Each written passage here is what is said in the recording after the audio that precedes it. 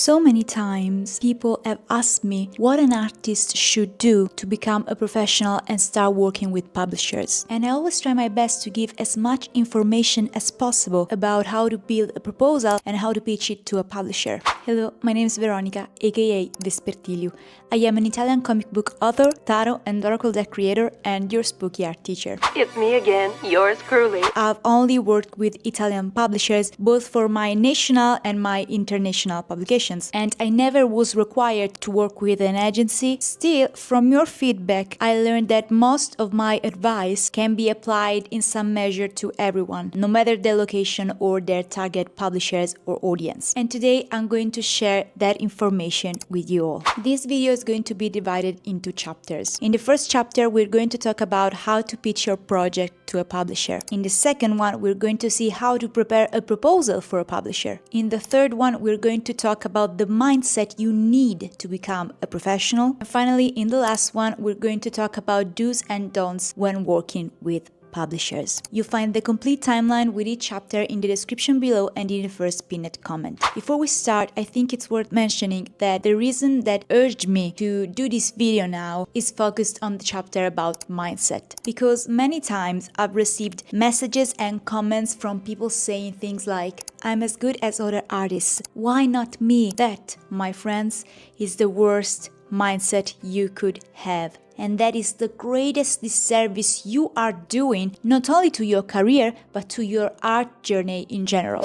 Chapter 1. How to pitch a project to a publisher. Keep in mind that you will encounter a lot of closed doors. So it's important to know that you have to pitch your project to different publishers. However, if you pick your publishers randomly without proper evaluation, that will show. They will know, and that will inevitably work at your disadvantage. So first thing first, you have to ask yourself what kind of project do you want to bring to your audience and where would it fit? In short, you won't pitch a children's book about fairies to a publisher that mostly prints sci-fi thrillers, and you won't pitch a horror story to a publisher that mostly produces romance. You have to know your target publisher. So start looking at books and works with similar styles and genre and make a list of their publishers. Of course, bigger publishers will work with different genres. However, many times they have collections. So make sure you've done your research to show them you picked them purposely. Once you're done with that, the second thing you need to know is that publishers often have standard requirements for the proposals they will evaluate. Such requirements can revolve around how many pages they want to see, if they want to see extra studies, if they want to hear the whole story or just a synopsis, in what format they want to receive the proposal. Is it a PDF? Is it a Google Drive folder? You need to know that. Additionally, publishers might have just limited monthly or even yearly windows of time open to receive submissions. The only way to acquire such information is by doing your research. Carefully browse their websites for work with us sections, send us your project sections, and contacts in general. As a very last resort, you can DM them on their social platforms, presenting yourself and asking for the information you're looking for. But it has to be your very last resort. For if they had a big sign saying submit your project here on their website and you didn't check it out properly, that will show. Another thing that might help in this scenario is having a public profile so that they can immediately take a look at your work. Note, I've always pitched my work as an author or already paired with a writer. So if you're just a writer or just an illustrator/comic artist, I highly suggest you first look for a trustworthy colleague to then create a proposal together. In my experience, publishers rarely look for unpaired writers or artists for the very simple reason that pairing them is extra work for them. However, if you can't seem to find a collaborator, I'll talk about what you can do in a minute. Chapter 2. Preparing a proposal. Now, it can happen that publishers won't share any particular requirement for the proposals they want to evaluate, in which case, here's what I usually prepare for my proposals. Your email should start with a presentation letter, where you briefly introduce yourself and your project, talk about your goal and the topic of your work. Now, the goal or topic is not about the synopsis of your story, but rather the message you want to bring to your reader through your story. For instance, the movie The Arrival is about communication and the relationship between parents and their children, while the synopsis of the movie is aliens arrive on Earth and a translator gets hired to communicate with them and learn if they come in peace. By stating your goal in your presentation letter, you let publisher immediately understand what you want to communicate to your audience and who is your target audience. I can't stress enough on the fact that you have to keep it short because publishers may receive dozens if not hundreds of proposals, and they will most likely go through what they can look up quickly, while they can become discouraged by a way too long email and then not look at it properly. After writing your presentation letter, my advice is to attach a couple of pictures of your work along with the PDF or Google Drive folder so that they immediately can be captivated by your style and get interested in opening your proposal. Now, the content of my proposals usually includes complete pages. You want to include a number of finished, ready-to-print pages to your proposals. My go-to number is from 3 up to 5 finished pages to attach along with 3 up to 5 intermediate stage pages, like storyboards or layouts. This way, you'll show them both the finished product and the intermediate steps before that. And remember, in your proposal, the publisher should be able to look at your finished pages before the unfinished ones. Now, it happened to me that I decided to go with 10 finished pages without including any storyboard or layouts, and that worked fine to me, so that is also a possibility. Now, these pages don't have to be necessarily from the beginning of your story. Instead, they can be from a crucial point of the book or from a turning point in the story. It's up to you to decide. However, the more spectacular, the better. The more you are able to showcase your abilities, the better. So pick a scene accordingly. Now, another thing I usually include in my proposals are studies. Again, we want to keep it short, so it's enough to include the main characters' designs and maybe a sheet with some scenery and ambience designs, but I won't do more than 5 sheets of studies in total. Another thing I really like to include is a draft of the final cover. It just shows up the identity of the project, and I usually use it as the first sheet of the proposal, or in case of a PDF, as the first page. Of course, you must then include the synopsis of your story. Now, here's where you can get a little more specific and make it a little longer, but again, I won't do more than 1 page. And lastly, very important, your contacts. Full name, phone number, links to all of your social platforms, link to your portfolio if you have an online one, and your email. All of these should be included at the end of your proposal as well as at the end of your email that we can conclude with "Thank you for your consideration, best regards, your name," followed by your contacts. In addition, you might want to encourage them to give you feedback with something like, "I'd love to hear your professional opinion, so feel free to share your feedback with me." I've never done this, but that's a possibility. Another thing I always make sure to do is to write my full name also in each file name. For instance, I could call my project Vespertilius Adventure Veronica Ciancarini 2024 Proposal. In case of a folder with multiple files, that's how I'd name the folder and each file inside of it. So that would be like Vespertilius Adventure, Veronica Ciancarini, Proposal 2024, page 1. Vespertilius Adventure, Veronica Ciancarini, Proposal 2024, page 2, etc. Make sure that whatever happens to that proposal, whatever happens to those files, in case they come across them again in the future, they'll know who did those. They'll know who you are. Now, if you have a story but you don't have an artist, of course you'll only focus on your presentation letter and on the synopsis of your story. If instead you are an artist and you don't have a story, you can pick a story you like and work with that to showcase your storytelling abilities. For instance, in my early 20s, I did that with Alice in Wonderland, and the writer approached me with a proposal. He actually then was surprised to learn I wasn't a professional yet and kind of weirdly and rudely told me I should have removed my Alice in Wonderland project from my portfolio, but I think that's a story for another video. After you're done with your research, you've put together your proposal and you've sent it to publishers, be ready to wait. It can take several months to receive a reply.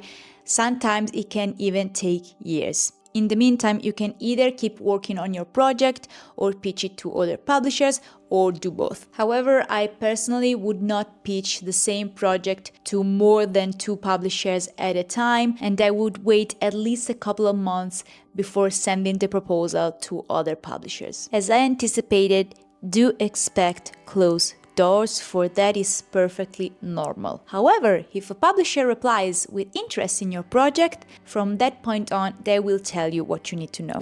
Now getting to chapter 3, the mindset you need to become a professional. Allow me to repeat myself. Many times I've received comments and messages from people saying things like, I'm as good as other people, why doesn't it happen to me? Why not me? And again, that is the worst mindset you can have. The greatest disservice you can do not only to your career but to your art journey in general. The only person you need to go professional is yourself. If you feel like you're in the position I just described to you, if you feel like life is unfair and you're so unlucky and you don't understand why them and why not you, if that feels like you, well, I'm now going to walk you through a reality check. Please take a moment to honestly answer those questions to yourself. Before today's video, how many hours have you spent looking for information on how to become a professional?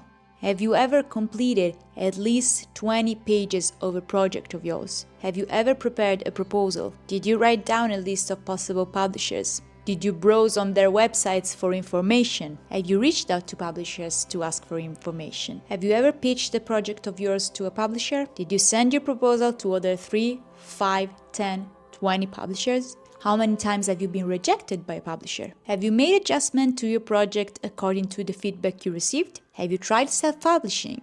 That's too expensive?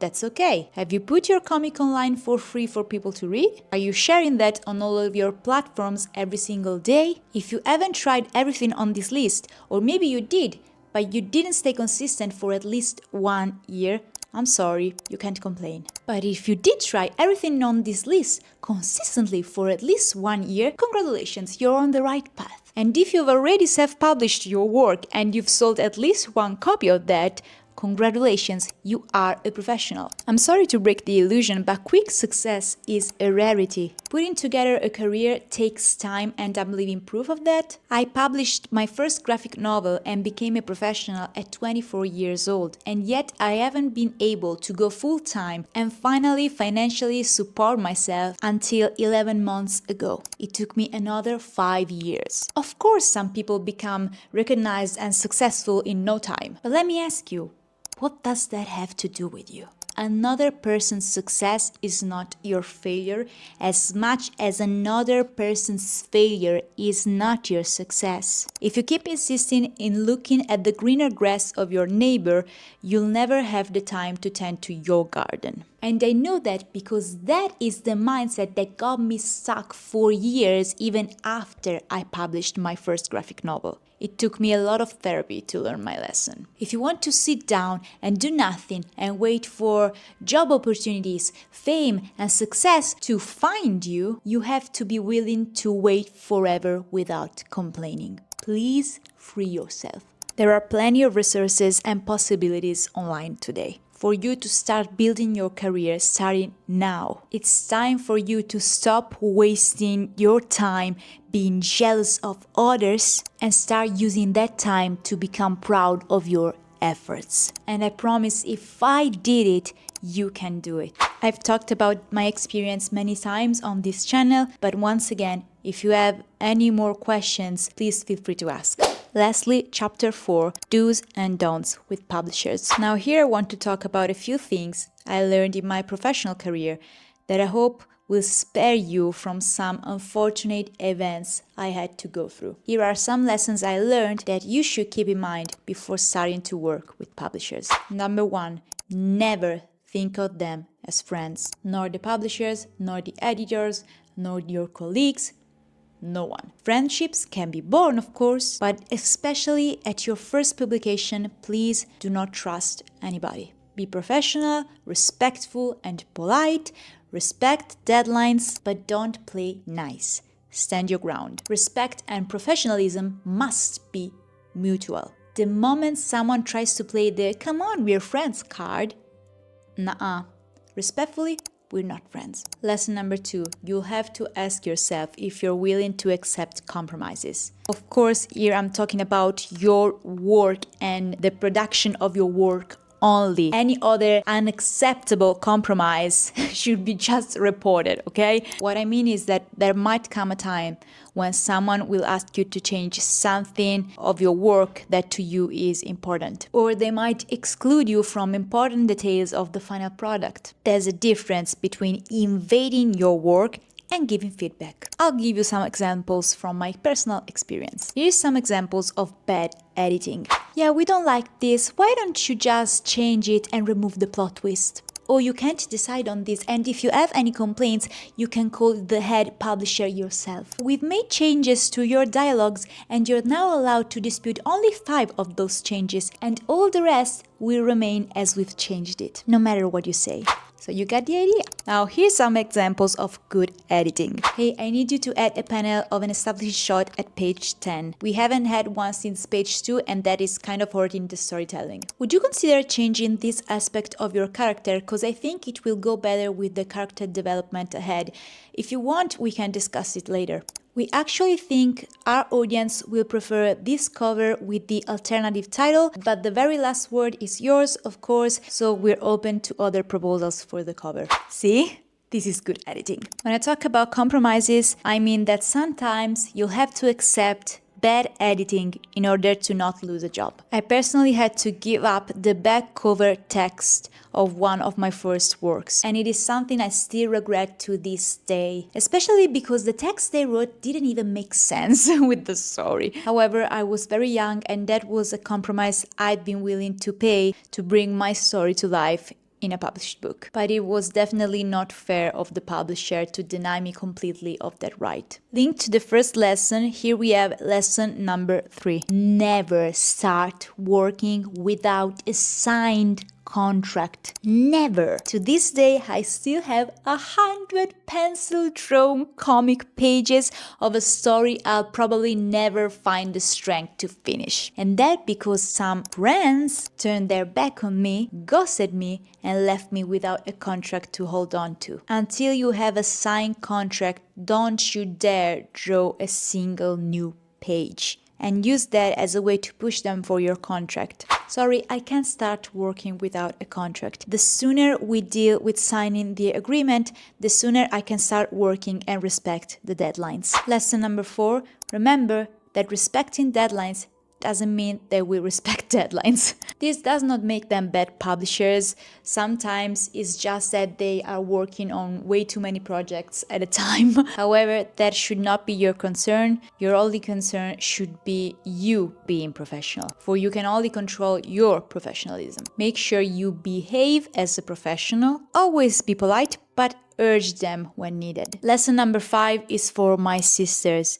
Girls, don't let anyone ever told you that your worth is linked to your gender. People will tell you you're not good enough because you're a girl. People will tell you you don't deserve your success and you only succeeded because you have girl privilege. And people will try to deny you the respect you deserve because you're a girl. Don't let them ever. Not only the publishers, don't let your friends do that. Don't let your girlfriends do that.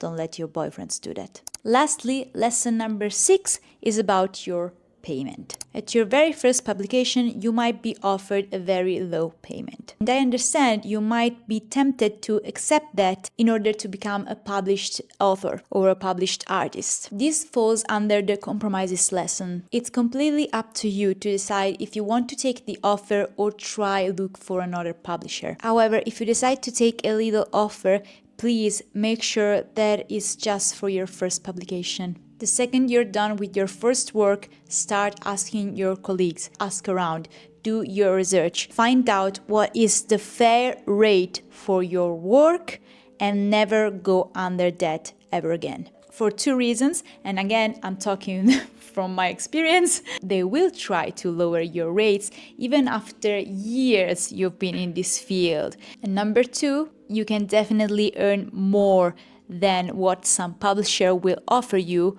by simply self-publishing your work, even just in a digital format. Also, some publishers, even big ones, will try to offer you to print your first book without remuneration, so without paying you at all. I personally would highly recommend to decline such offers. But again, I think it's understandable to compromise for your first publication. However, again, after that, never again. After your first work, higher your rates and work by yourself or only with people who value your work. So I think I said everything I needed to say. This video was not planned, but after receiving yet another message regarding this matter, I felt the urge to share all the information I could to help you. Of course, again, if there's more you'd like to learn, feel free to ask. And that brings us to the end of this video.